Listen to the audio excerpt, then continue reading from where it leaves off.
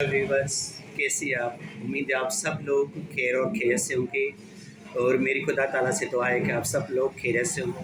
मेरा नाम doctor Vijay Kumar S Sachdev है और मेरे यूट्यूब चैनल का नाम है expert of disease and it's treatment. मेरी आपसे रिक्वेस्ट है कि आप ज़्यादा से ज़्यादा इसको सब्सक्राइब करें, व्यूज़ दें, लाइक्स करें और शेयर करें, ताकि आपको मैं रोज़ाना की बुनियाद पे डेली जो रोज़मर्रा की आपकी ज़िंदगी में डिजीज़ आती हैं उसके मतलब आपको डायग्नोज, ट्रीटमेंट वगैरह सब कुछ बता दूँ।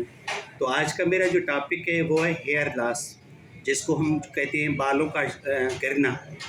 और ये दुनिया में सबसे ज़्यादा टेंशनफुल और वरीड कंडीशन है। जितनी औरतों में है उतनी ही यानी कि मर्दों में भी है कि बाल क्यों शने और बालों की शरने की वजह से बहुत ज़्यादा एंग्जाइटी और डिप्रेशन होती है। इसके तकरीबन 8 काजेज़ हैं। उसमें सबसे पहला जो काज है वो है डैंड्रफ। डैंड्रफ के बाद दूसरा जो काज है वो है न्यूट्रिशनल डिफिशिएंसी, उसकी वजह से भी हेयर लॉस होता है। तीसरा जो काज है वो है टीनिया कैपिटस और जो चौथा जो काज है वो है डिजीज़ रिलेटेड बालों का गिरना, जैसे हाइपोथायराइडिज्म है। पांचवा काज है वो है हेरिडिटी, यानी कि आपके अगर अब्बू के या दादा के बाल झड़ते हो या चाचू के तो उसमें भी आपको बाल झड़ते हैं। पांचवा जो है ना वो है सेबोरिक डर्मेटाइटिस, उसकी वजह से भी बाल झड़ते हैं। और उसके बाद आती है टीनिया कैपिटस। टीनिया कैपिटस एक फंगस का किस्म है जो स्काल्प पे होता है, जिसकी वजह से भी बाल झड़ते हैं।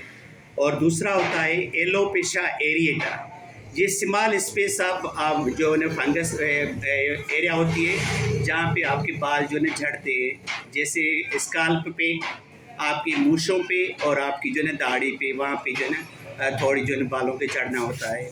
तो ये हो गए टोटल 8 अक़साम।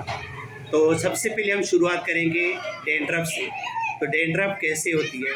ये तो हो गए काजेस। अब हम आ जाते हैं ट्रीटमेंट की तरफ। तो जब तक आपका डायग्नोसिस प्रॉपर नहीं होगा तब तक आप प्रॉपर किसी भी पेशेंट की ट्रीटमेंट नहीं कर सकते। सबसे पहले हम आ जाते हैं डैंड्रफ में।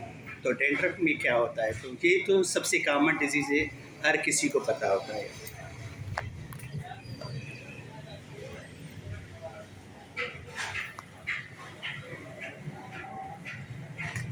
अब इस पेशेंट में जो है डैंड्रफ नहीं है, मगर मैं फिर भी आपको डैंड्रफ की ट्रीटमेंट बता देता हूँ। इसमें ट्रीटमेंट में क्या आता है कि एक तो आपको एंटी डैंड्रफ शैम्पू देना है। उसमें जो है ना कीटोकोनाजोल शैम्पूज़ भी आते हैं, हेयर एक्स शैम्पू भी आते हैं और मार्केट में जनरल स्टोर के हवाले से भी शैम्पूज़ आते हैं। एक ये हो गई। दूसरे नंबर पे आपने क्या करना है कि बीटामीथाज़ोन सॉल्यूशन आता है और लोशन आता है। उसके साथ कॉम्बिनेशन में 50% बीटामीथाज़ोन लिक्विड और 50% जो है लिक्विड पैराफिन लिक्विड, ये इन दोनों को आपस में मिलाना है और 100 ml बनाना है। उसके बाद रोज़ाना शाम आपको जो है बालों की जड़ों में जो है इसको लगाना है। और जब आप गुस्ल करते हैं तो नहाने के बाद आपने कोई भी हेयर टॉनिक ऑयल यूज़ करना है, जैसे हेयर प्लस ऑयल आता है, अर्नोलाइव ऑयल आता है, या दूसरे कोई भी यानी कि ऑयल हो, वो आपको बालों की जड़ों में लगाना है। और चौथे नंबर पे आपने एक टेबलेट या सिरप देना है जिसमें विटामिन हो, वो ज़्यादातर कौन सी हो? विटामिन ई हो, जिंक सप्लीमेंट हो, फोलिक एसिड हो और कैल्शियम सप्लीमेंट हो। ये आपकी ट्रीटमेंट हो गई कंप्लीट डैंड्रफ की। अब आ जाते हैं हम टीनिया कैपिटस की तरफ। टीनिया कैपिटस एक फंगस होता है, इसको हम रिंगवर्म भी कहते हैं। ये एक इन्फेक्टेड भी होता है और नॉन इन्फेक्टेड भी होता है। और रिंगवर्म पहचानना बहुत आसान होता है। उसमें भी आपने पेशेंट की जो है ना स्काल्प देखनी होती है।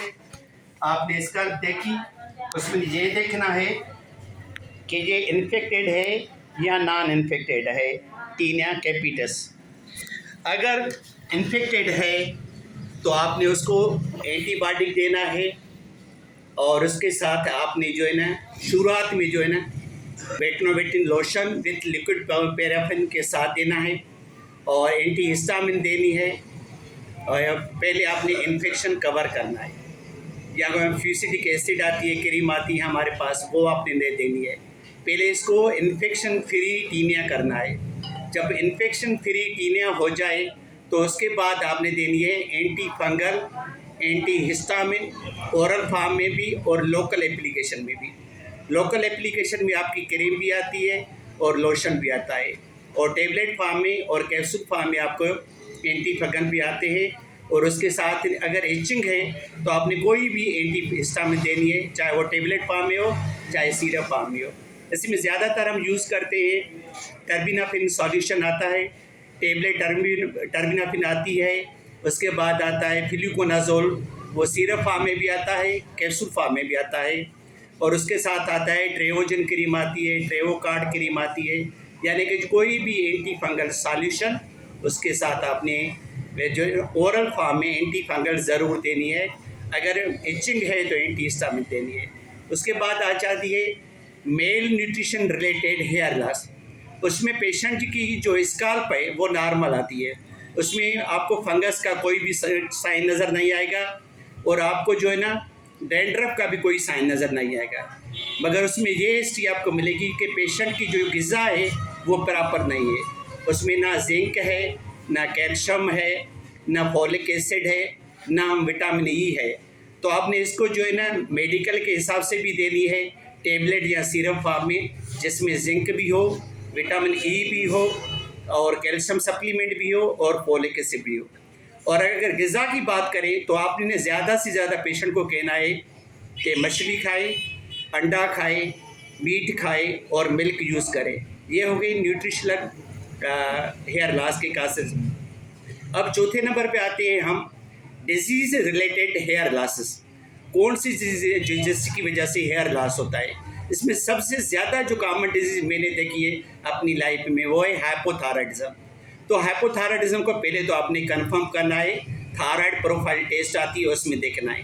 अगर आपका डायग्नोसिस कंफर्म है तो आपने एज अ हाइपोथायराइडिज्म उसको डायग्नोस करना है, और आपने उसको जो है एंटी हाइपोथायराइडिज्म ट्रीटमेंट देनी है, जैसे टेबलेट थायरोक्सिन आती है जीएसके फार्मा की।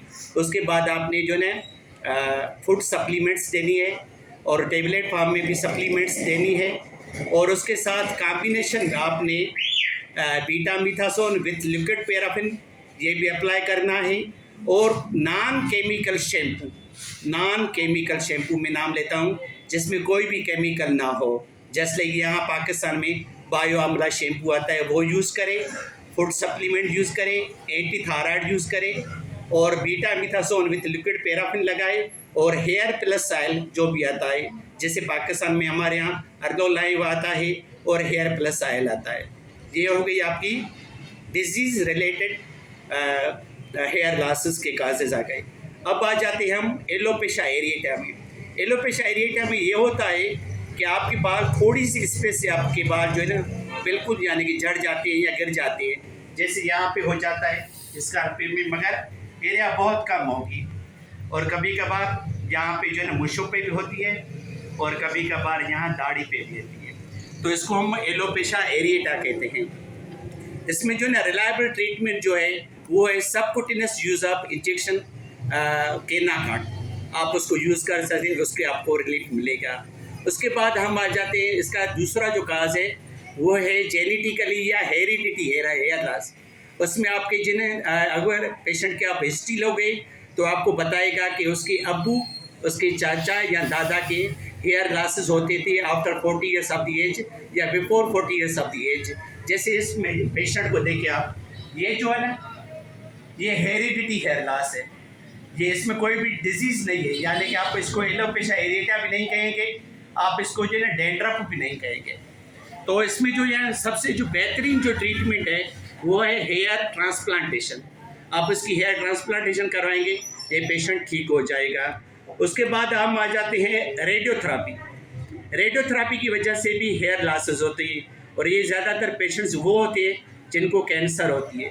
कैंसर की वजह से पेशेंट को हम रेडियोथेरापी देती है।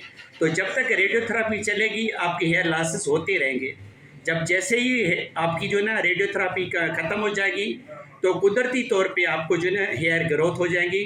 फिर भी आपको ट्रीटमेंट के तौर पे मैं आपको बता देता हूँ कि आप इसको फूड सप्लीमेंट्स दें, और मेडिसिन के हवाले से वो टेबलेट्स दें जिसमें विटामिन ई हो, जिंक हो, कैल्शियम हो और फॉलिक एसिड हो।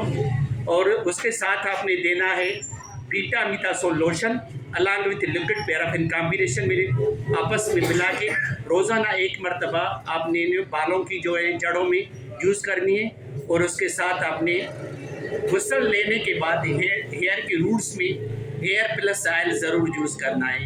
और जैसे जैसे दिन गुजरते जाएंगे जो रेडियोथेरापी रिलेटेड हेयर लॉसेज है वो कवर हो जाएंगे। उसके बाद हम आ जाते हैं जो है ना सेबोरिक डर्मेटाइटिस। सेबोरिक डर्मेटाइटिस क्या होता है? इसमें ये होता है कि ग्राम पॉजिटिव ऑर्गेनिज्म यानी कि पायोजेनिक इन्फेक्शन होता है ऑन दी रूट ऑफ या फॉलिकल्स ऑफ इसका यहाँ पे इन्फेक्शन हो जाता है, पेशेंट को पस्चुलर इन्फेक्शन हो जाता है जिसकी वजह से हेयर लॉसेस होती हैं, पेशेंट को हो जाता है। तो उसमें आपने ये देना है कि सबसे पहले तो आपने इसको जो है हेयर जो है शैम्पू देना है, उसका नाम है पाकिस्तान के हवाले से स्टीप्रोक्स शैम्पू, मेगाटार शैम्पू, पोलीटार शैम्पू, ये देना है आपने नहाने के लिए। और लोकल एप्लीकेशन के लिए आपने देना है बीटामिथासोल विथ जो है ना liquid paraffin combination, equal combination हो, रोज़ाना दिन में 2 मरतबा देनी है। उसके साथ आपने देना है एंटी हिस्टामिन की, और उसके साथ देनी है आपने ओरल फॉर्म में एंटीबायोटिक, जो भी सूटेबल एंटीबायोटिक हो जो ग्राम पॉजिटिव ऑर्गेनिज्म को कवर करती हो, आपने उसको अकॉर्डिंग टू एज और वेट के हिसाब से डोज कैलकुलेट करना है और उस हिसाब से देना है। और जब तक पेशेंट आपका क्योर नहीं हो जाता आपने ट्रीटमेंट बंद नहीं करनी है बल्कि कंटिन्यू रखनी है। और उसके बाद आपने उसको ऑब्जर्वेशन में भी रखना है। तो आज का टॉपिक जो है वो है हेयर लॉस, उसके काजेस और उसके ट्रीटमेंट।